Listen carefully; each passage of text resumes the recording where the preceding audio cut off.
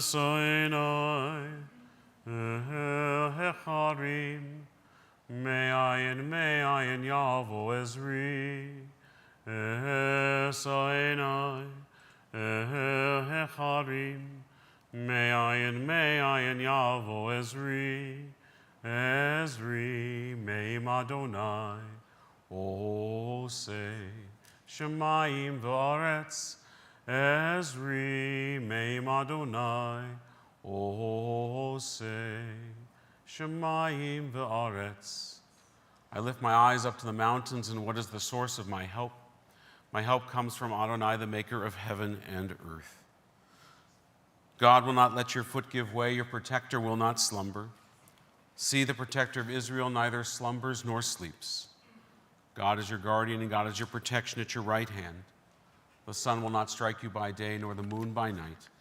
God will guard you from all harm. God will guard your going and your coming now and forever. Amen. Thank you for being here.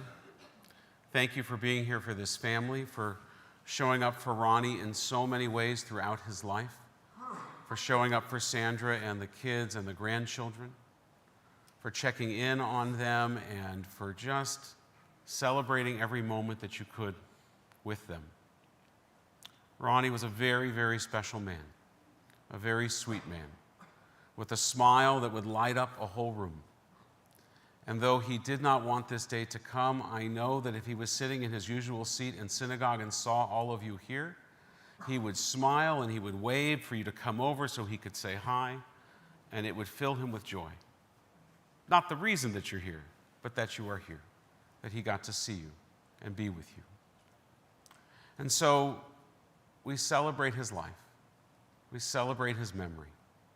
In the midst of our mourning and our grief and our sadness, which is all real and necessary, let's also find the joy and the blessing of having had so many years with him, of being able to experience life with his unique perspective and his sense of humor, with his companionship and friendship. Our tradition teaches us that we should turn to the Psalms, to the Tehillim, writings of King David, attributed to King David, to find words of comfort in our present circumstance. Thousands of years ago, David wrote these journal entries, and yet even today they speak to us with relevancy and meaning. One in particular comes to mind as I think about Ronnie. In Psalm 15, David asks a question. He wonders who at the end of their life merits the reward of living on in heaven. Who gets to sit by God's side and give counsel for how the world should be run? And then David goes on to list the qualities of such a person. Mi yagur b'ochalecha miishkan b'char kodshecha. Adonai, who may abide in your house, who may dwell in your holy mountain. And then this is David's list, and it describes Ronnie. Those who are upright, who do justly, who speak with the truth within their hearts, who do not slander others or wrong them or bring shame upon them, who scorn the lawless, but honor those who revere God, who give their word and come what may, do not retract it, who do not exploit others, who do not take bribes. Those who live in this way shall never be shaken. Dwell on God's holy mountain. Amen. And another psalm, one familiar to you, and it's in your handout if you would like to read along with me. The words of the 23rd Psalm. I said to the family they weren't going to need their handout in the sanctuary, but you actually do, so here.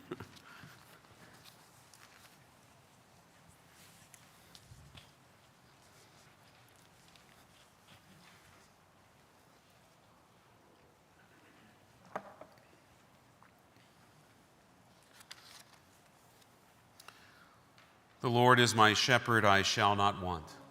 He maketh me to lie down in green pastures. He leadeth me beside the still waters. He restoreth my soul. He guideth me in straight paths for his name's sake. Yea, though I walk through the valley of the shadow of death, I will fear no evil, for thou art with me. Thy rod and thy staff, they comfort me. Thou preparest a table before me in the presence of mine enemies. Thou hast anointed my head with oil. My cup runneth over. Surely goodness and mercy shall follow me all the days of my life, and I shall dwell in the house of the Lord forever. Amen. Adonai, you have been our refuge in every generation. Before there were mountains, before you brought forth the earth and the world, from eternity to eternity, you are God. You return us to dust and decree that we are mortal. For in your sight 1,000 years are as yesterday when it has passed as a watch in the night. You engulf us in sleep. We are like grass that renews itself. At daybreak it flourishes anew, and at dusk it withers and dries up. The span of our life is 80 years and 10, or given strength, 80 years. But the best of those years pass by speedily, and we are in darkness. Teach us, therefore, so to number our days that we may attain a heart of wisdom. Turn to us, O God. Show mercy to your servants. Satisfy us in the morning with your steadfast love, that we might sing for joy all of our days. Let your deeds be seen by your servants, your glory by their children. May your favor, O God, be upon us. Establish the work of our hands, that it may long endure.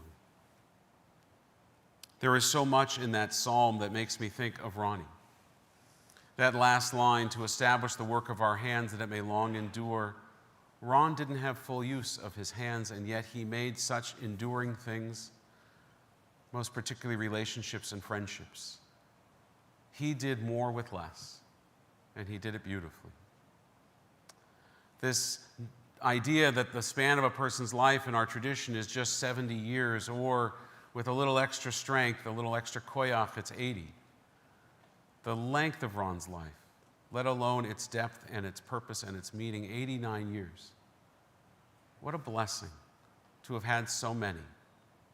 Sandra's 65, nearly 65 years of marriage, another 4 of dating. The two of you were together your whole lives. He had friendships that go all the way back to when he was in kindergarten, that were at his bar mitzvah and at your wedding, and continued all the way to today. There is a blessing in long life because of the people that we can accumulate and that we can share life with. We were blessed. He was blessed. One other reading, this not from the Psalms, but from Ecclesiastes, from Kohelet. L'kol zman ve'et l'kol chefetz tachat hashamayim, for everything there is a season, a time for every experience under heaven, a time to be born and a time to die, a time to plant and a time to uproot what is planted, a time to tear down and a time to build up, a time to weep and a time to laugh, a time to grieve and a time to dance, a time to throw stones and a time to gather stones, a time to embrace and a time to refrain from embracing, a time to seek and a time to lose, a time to keep and a time to discard, a time to tear and a time to sow, a time to keep silent and a time to speak.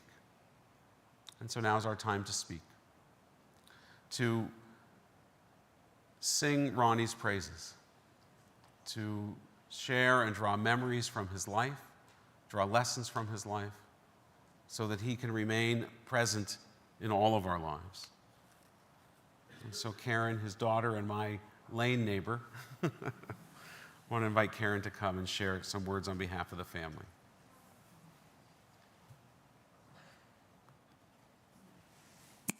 Right here. Very short. Take your time. The fact that I'm standing on the Vima for the first time in my life to honor my father is quite a privilege. I'd like to get a show of hands of anyone who's my father has made laugh. Yeah, I'm not surprised. Or anyone who's heard a good story from my father. Yeah, lots of hands. My entire life, I've been told how funny, how kind, and how wonderful my dad was. To the world, he was a man, and to his family, he was the world.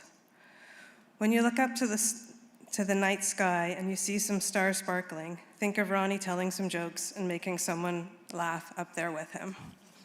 That's all.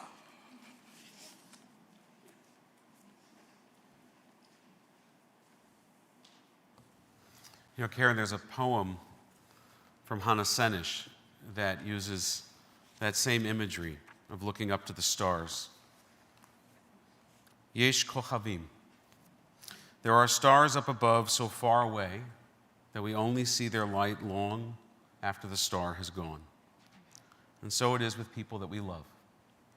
Their memories keep shining ever brightly, though their time with us is done. But the stars that light up the darkest night, these are the lights that guide us, lights like Ronnie. As we live our days, these are the ways that we remember them.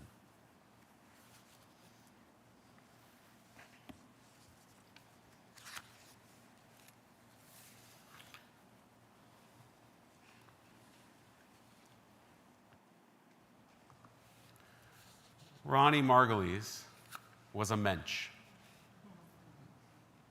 There was more to say about this sweet, kind, funny, loving, and lovable husband, father, papa, brother, and friend.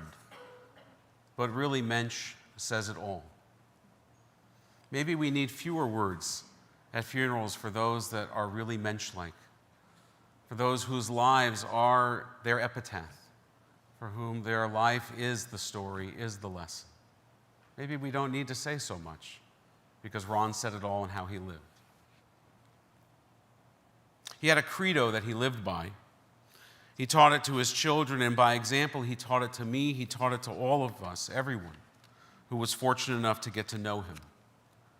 Ronnie used to say, "It's nice to be important, but it's more important to be nice."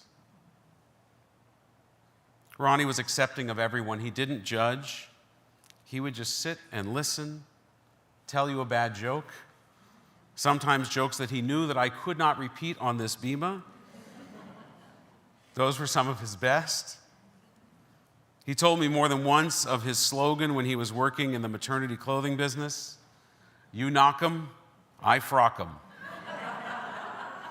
Ronnie, I finally repeated one of your jokes on the Viva. I loved sitting with him. Every time he was at shul, particularly at our seniors' lunches, I tried to spend time with everybody in the room a little bit, but if I hadn't made it to Ronnie's table yet, when he saw me, he would wave me over. It didn't matter who I was talking with. I had to come to him, and we'd have a chat. I'd ask him how he was. He had health issues and physical challenges, but with a big smile, he would say, "I can't complain. I'm here. That's a good thing."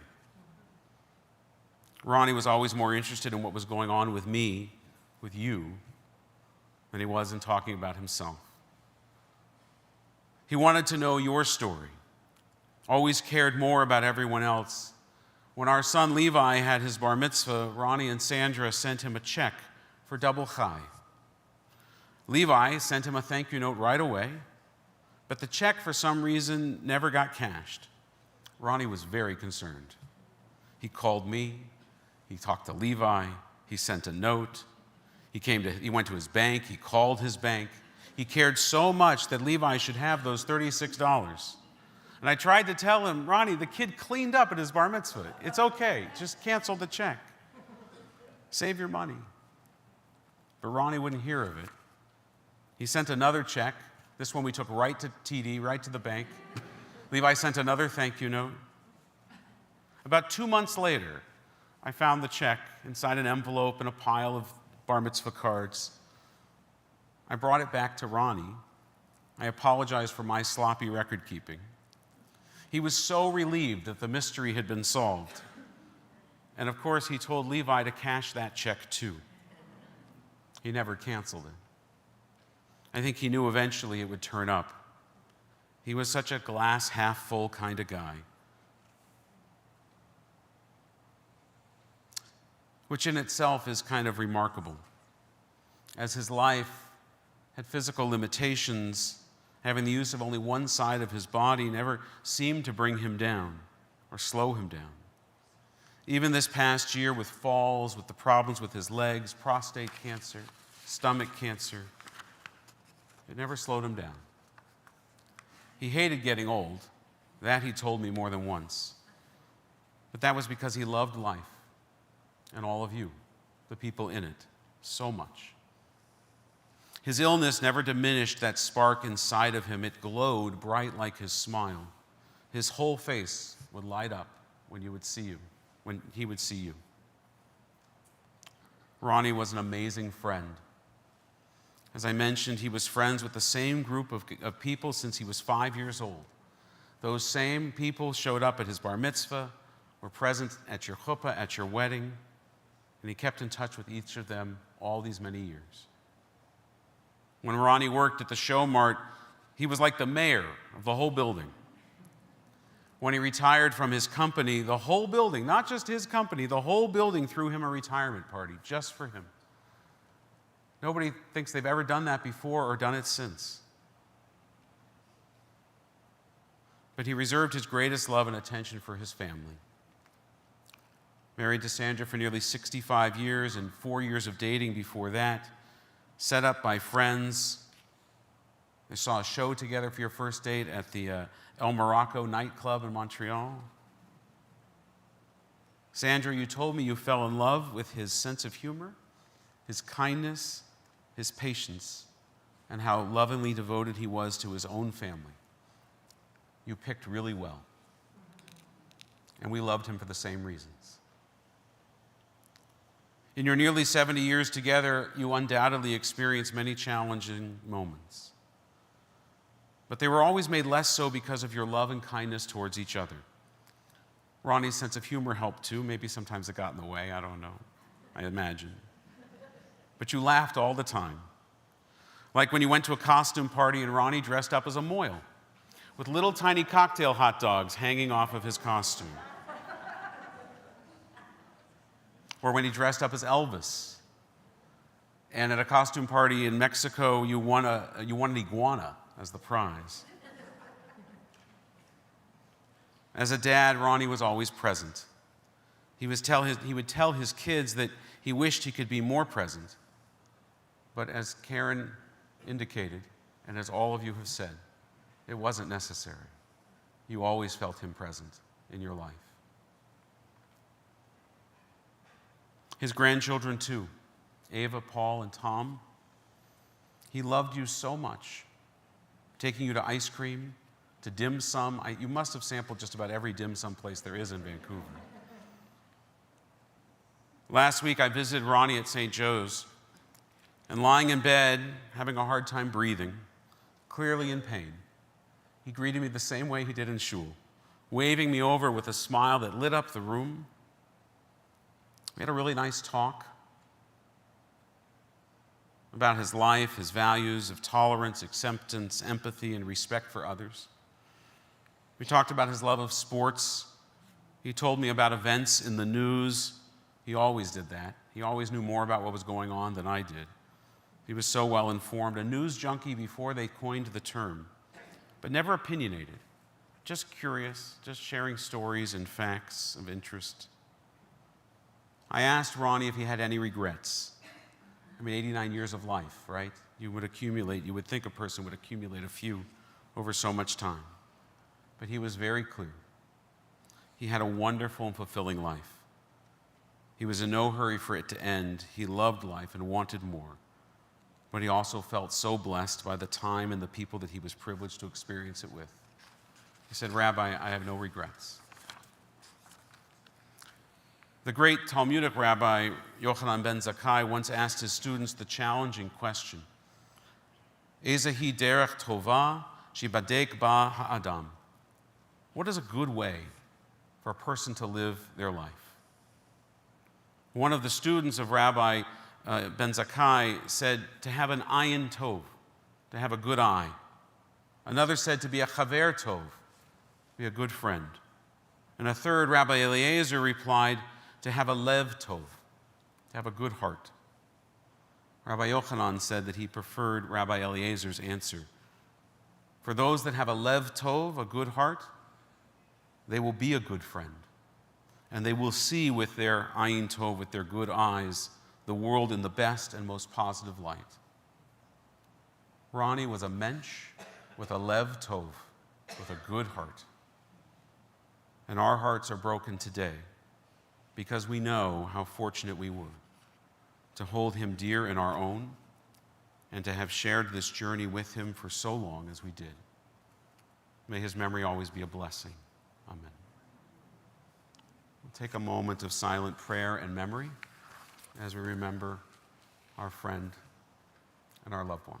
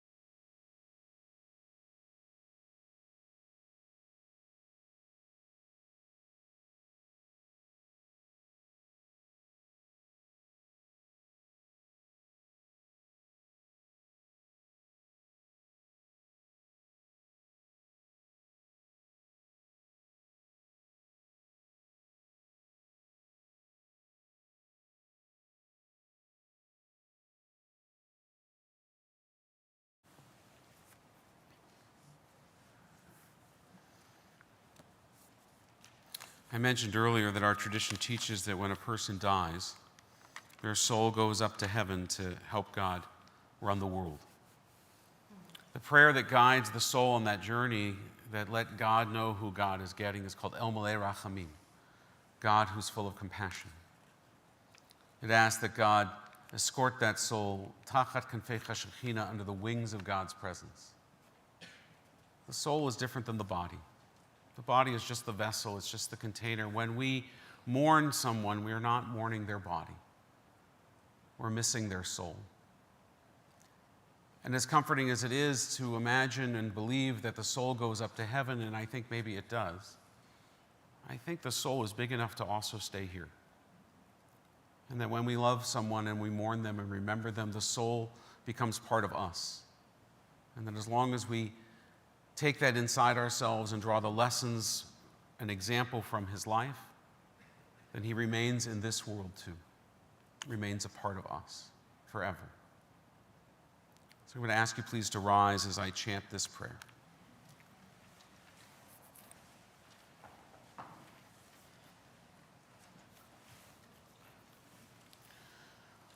El Malei Rachamim, Shochen Bamromim, Hamitzeh Menucha Nechona, Tachat Kenfecha Shechina, Im Keroshim Utchorim, Kizocha Harakim Asirim, Et Nishmat Rachmiel Ben Yaakov Abesi, Shechalal Olamo, Baal Harachamim, Yastirehu, Beseta Knafav Olamim, Vaitzor, Bitzor Chachayim et Nishmato, Adonai hu nachalato, V'yanuach b'shalom, al mishkavo, v'nomahar amen. Compassionate God, eternal Spirit of the universe, grant perfect rest in your sheltering presence to Ronnie, who has entered eternity. O God of mercy, let him find refuge in your eternal presence in the shadow of your wings, and let his soul be bound up in the bond of everlasting life. God is his inheritance. May he rest in peace. And we say together, Amen. Please be seated. Friends, in a moment we're going to go from here to the cemetery for interment. Those that would like to will follow the coach in procession down to White Rock. The directions are on the back of your handout. It's exit 8A, I think. 8A. I just turned. We're not able to park inside the cemetery, but you can park along 28th there, along the street, and then join us inside the park. For those watching online, we'll also stream the graveside service as well. So join us back online at the same link in about 45 minutes or so. We'll then return from the cemetery to the house. The address is on your handout as well for a reception and condolences for the family. There'll be a Shiva minyan at 2 o'clock this afternoon, and then tomorrow at the same address at 7:30 in the evening. And that'll conclude the family receiving people to their home. I'd like to ask the casket bearers now to join me by the side of the casket as we head out. As we head to the coach, I'll ask you please to go directly to your cars and not to greet the family here. Greet them back at the house. This will allow us to get directly to the cemetery and get them back home to a place of comfort. Please rise.